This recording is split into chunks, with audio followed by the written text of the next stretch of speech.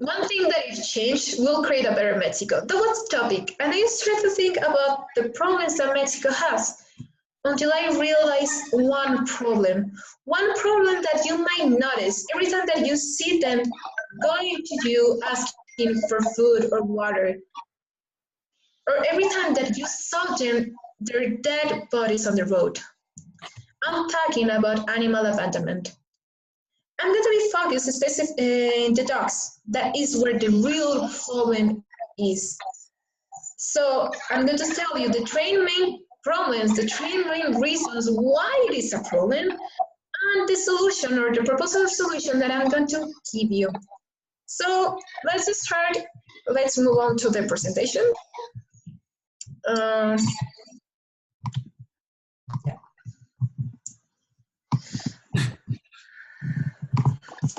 Okay.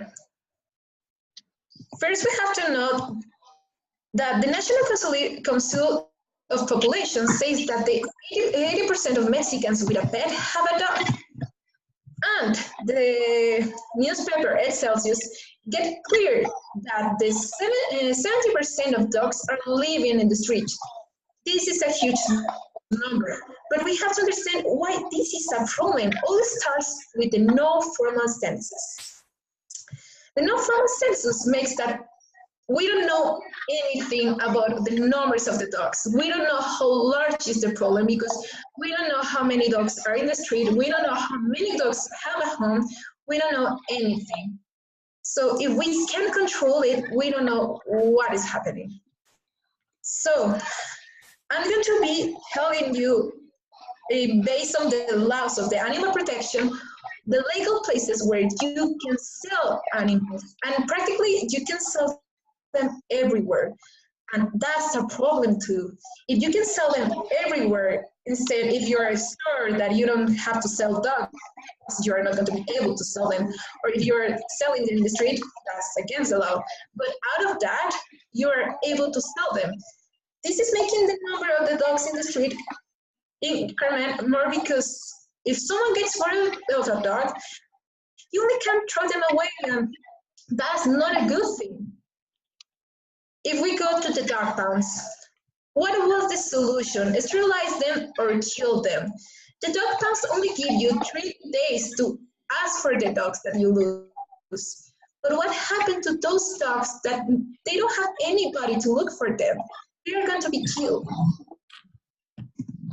So this is making all the number of the dogs in the streets grow. But the solution that I can propose you is a pet control and grow the possibilities of being adopted. I'm going to explain to you what is the pet control that I'm talking about. Let's imagine that you have a veterinarian. You have to take care of your pets. So every time that you go to them, they are going to be counting how many dogs are in Mexico. Knowing this, we're going to know how many dogs each person has, and we're going to be able to give the owner a responsibility. And with this, we're going to avoid abandonment, because the owner has that responsibility of they have to be taking care of them, and they are not going to be able to just leave them in the street. This is my reference page, but I want to finish with a conclusion. I want you to act about this. This is a huge problem, and the only way that you can do is to start moving. Start every time that you see a dog, every time that a dog is asking you for water or for food and home, you can help them. If you have a pet, love them. But it's important that we start to ask for this control. Thanks for your attention.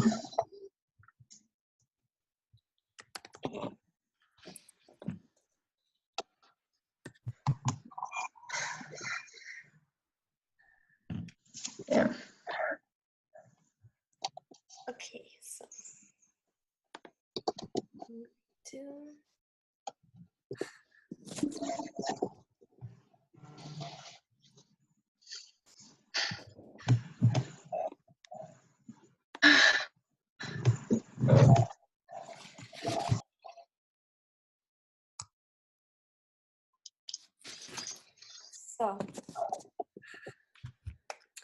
when I think about Mexico or Mexican society, I always think of a fragmented society.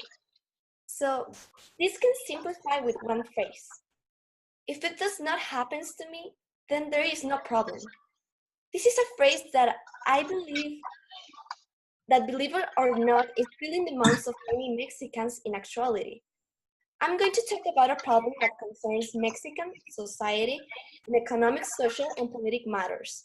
I'm going to focus on mainly 4 points. The first one is going to be describing the problem, and I'm going to talk about two main concepts.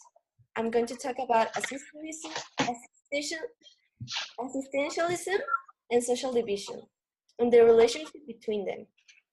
So the second one is going to be the cause of the problem. The third one is going to be the consequences, and at last, I'm going to say the possible solutions. So Mexicans are often pointed as lazy or apathetic or uninterested toward major problems in society. The problem here is that our priority is merely individual or for the greater good in our small context. By this, I mean our family. We care just about ourselves and our security. But we need to question, where does this mentality came from? Or if we really are like this, why is it? According to Sarah Seferich in the magazine Nexus, she says that Mexico is a country with many political, economic, and social problems because Mexicans only cares about the present and not about the future. As the magazine points out, the fear and lack of trust towards politicians and in general, the people in power have made Mexican focus into family and individual matters. So this causes Mexicans not to think as a society because we feel unable to change our future. This will lead Mexico to an existentialism methodologies to apply like the politicians to end like with the problems, but existentialism is defined as a political matter that solves social problems by external assistance instead of implementing structural solutions. So this is important to notice because it causes a lot of problems in Mexico, like economic inequality, that according to the OCDE, the Organization for Economic Cooperation and Development, Mexico is the second place in economic inequality. So as we can see in the picture, this is not a collage photo. This is an actual photograph of Santa Fe in Mexico City. And here we can see like the difference of high contrast in economical situations or social classes. It is important, especially for Mexico, to eradicate completely the problem. And this is by stop being assistentialism. But what can we do in order to solve the problem? This problem is increasing with social division that is caused by the use of social media. This is a tool that serves mainly for social division because it's too easy to judge and not to try to understand the other person's situation. And that ends up Mexico being an apathetic society. So Mexico is drowning in inequalities, and this happens with all the problematics. We don't analyze the context behind and just generate hate or let us guide by good intentions. So the real solution to eradicate existentialism and social division is the same. We can start by being empathetic with others, and this one is easy to achieve because we can use also social media. Even if it's our main tool for increasing the problem, it can also be used for the solution. So next time you see a post about something you don't agree with, don't leave a hate comment, but try to understand why the person thinks like that. Be in that person's shoes and context, because as we all know, Mexico is a multicultural and very diverse country. As we can see in the picture, Mexico City is just a small part of the country, and it has a lot of different thinkings and ways of thoughts. And even if we don't agree, we don't have to be violent towards them. So it is not enough good intentions for solving the problem. If we don't think in the future and in common consequence your actions can bring, we need empathy in order to understand and act to solve the problem from the inside or the structure. We don't believe that we can change the path of our country, and that made us turn around and care only about individual causes. So, as a conclusion, Mexico is a rich country with poor people.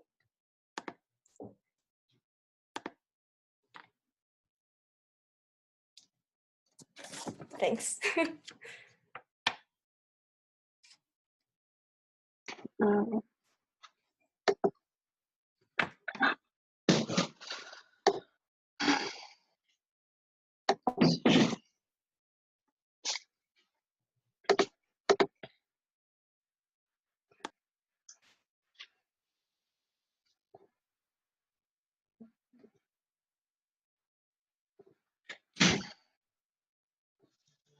okay. When I say change, what is the first thing that comes to your mind? According to the Cambridge Dictionary, change have the meaning of make or become different. But if I change a bit the context, if I say change your mind, does it make your brain think about something? Or does it make bring back memories of a specific situation?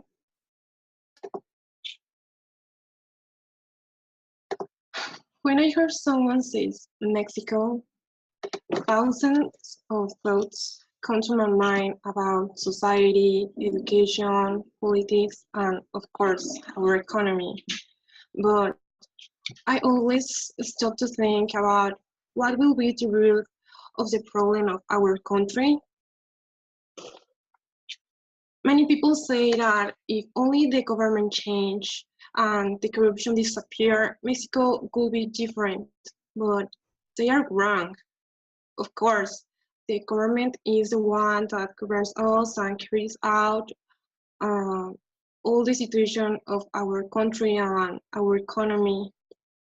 Nevertheless, the government is not just a person, it is a group of persons. And those persons were once young like us, and now they are leading our country. But what is the actual problem with this? For me, it's education. But why? For the simple fact of what it means for the society. Since we are kids, we were sent to school so that in the future we are going to study a career.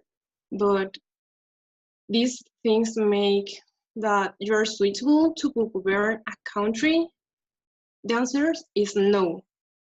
Guide state is like being a father or a mother because this implies responsibilities and have an obligation to take care not only of one person, but also thousands of people.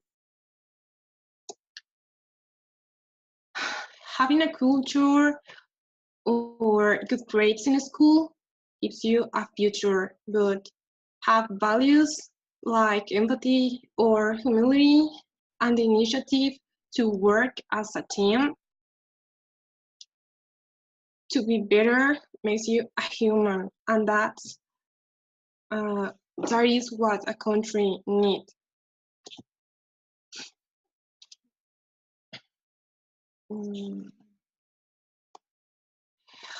I give you an example.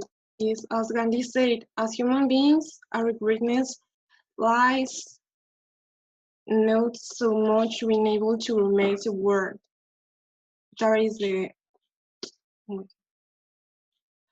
the myth of the atomic age, and it is in being able to remake ourselves.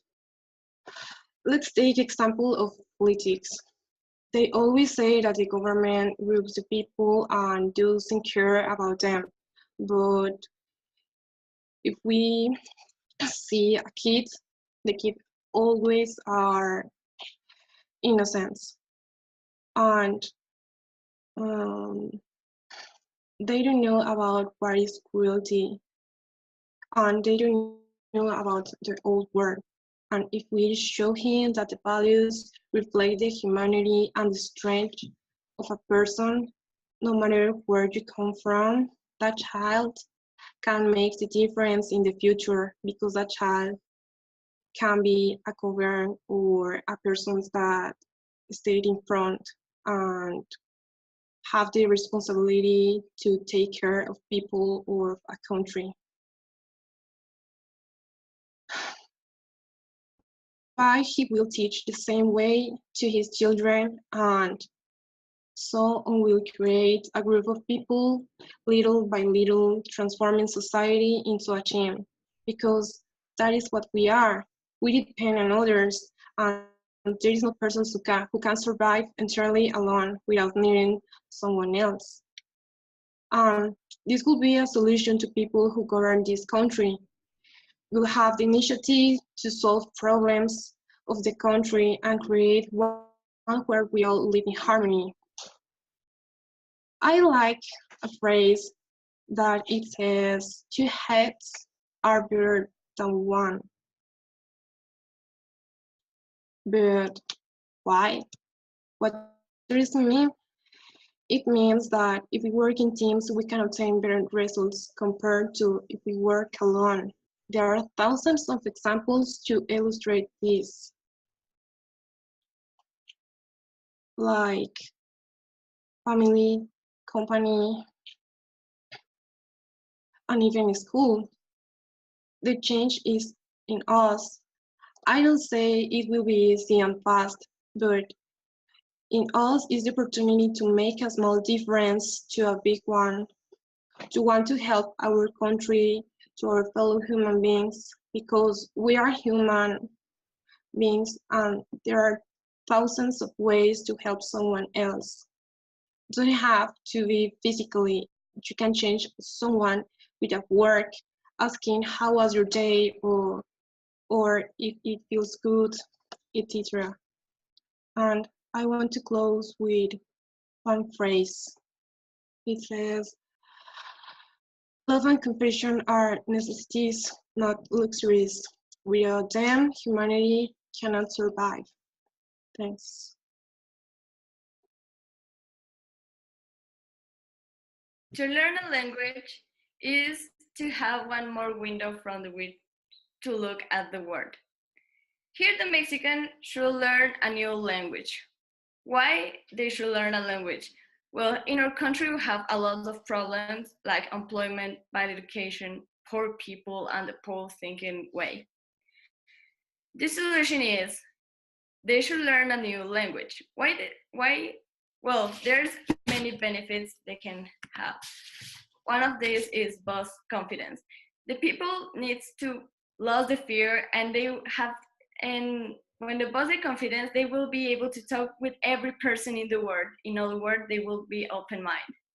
Another thing they can obtain learning a language is travel and express themselves abroad and discover new culture like history and policy.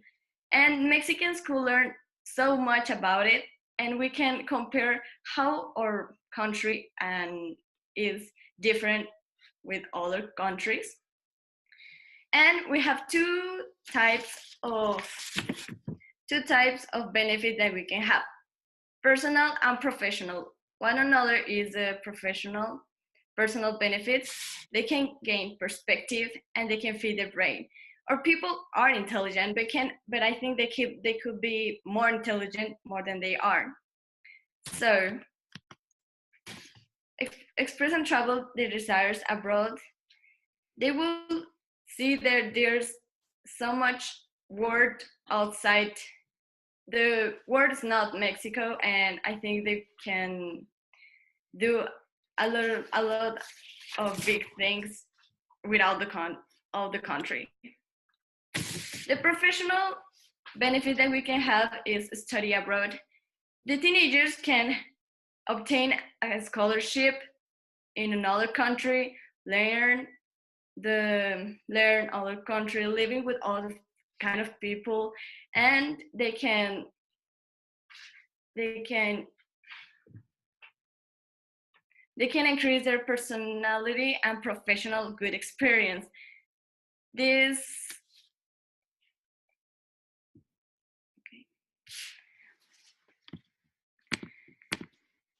studying abroad, it can help us in the professional life, and they can have amazing experience that after they can apply in their professional lives. Now, in the professional, multiple language can influence in the workplace. One of them is have a better position and aid to earn more money. And if you talk another language, you will be able to talk with other people and negotiate with a lot of countries. But all the people have to consider many things. Which are the most important language? One of these is English, Chinese, Spanish, Japanese, German, Russian, French, Arabic, Hindi, Portuguese. But they have to consider what are their needs, what they need to study, what they need to work, which language they need to work. Another problem that we have in Mexico is there's no work for everyone. So the people wants to emigrate to other countries, and what's the thing that they need? They need the official language of that country. After to spend some years in that country and have total control of the language, they can obtain the citizen.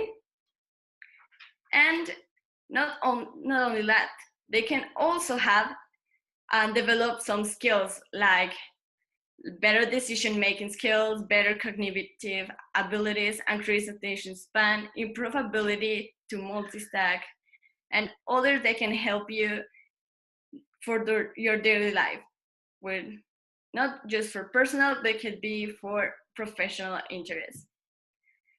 And you have to use all the tools that you have in your life, and I think it will help a lot our country.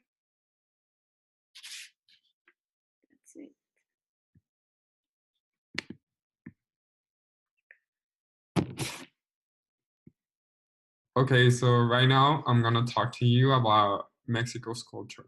Why do I think Mexico's culture has an important idea of how other civilizations, other countries involve on them? So, do you know that Mexico is one of the most fascinating ways of culture and people, formed from enigmatic civilization, culture, traditions, and a fascinating history? According to the CIA, Mexico is on the top 12 most populous country in the world. There is still a diverse range of ethnic groups, regional identities, languages, and costumes from Mexico. So right now, I'm going to talk to you about the language. The Spanish is spoken by 92.7% of the Mexican populations. There are more than 40,000 million native speakers. English is just behind him with 360. Spanish is in the third studied language in the world after English and French. So Spanish has a really big diversity. It's spoken in Central America and South America. And right now, I'm going to talk to you about religion. Around 82% of Mexicans identify themselves as Catholic.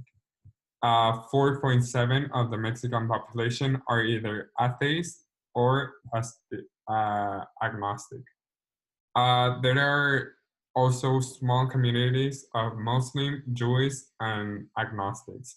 As we can see, we have a variety. We also have some ethnic groups that they still have the belief in the gods, like the god of the sun, the god of the weather, the god of agriculture. Now we're gonna talk to you about values. Values is one of the most important elements in the Mexican society, according to history. Why? Because we as Mexicans, we like to interpret each things as we want to.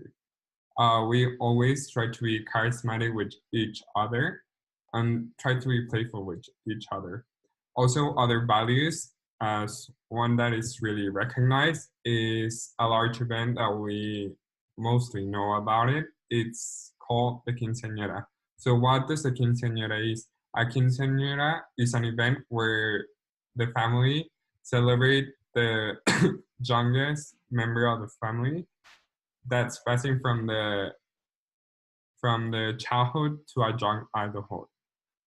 It's celebrated with the family members. It's celebrated with a ballet, and this is a really recognized event. After this event, in the United States, it was recognized my sweet 16th birthday, which was a tradition from the US that got from Mexico. Another thing I want to talk to you is about the Mexican cuisine, how there are varieties between regions.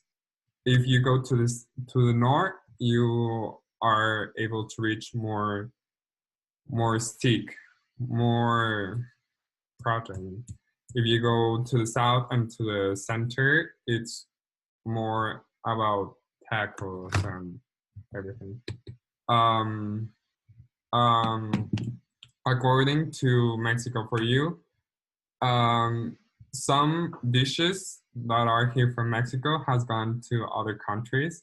Like for example, the dish that we all recognize are the tacos. Tacos are a really recognized food around the world. Another thing that's recognized and has gained a lot of popularity is the avocado. Since we use it a lot in Mexican dishes, and some people liked it, how it felt, and how the feeling of it was, they took it to their own country. Another thing I want to talk to you about is about the Mexican art.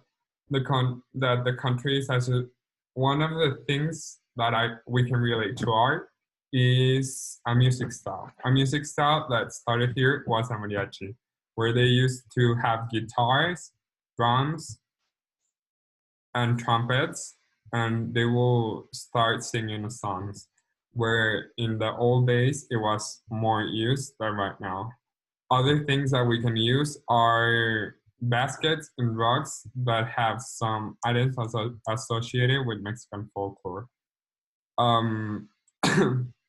Another thing is that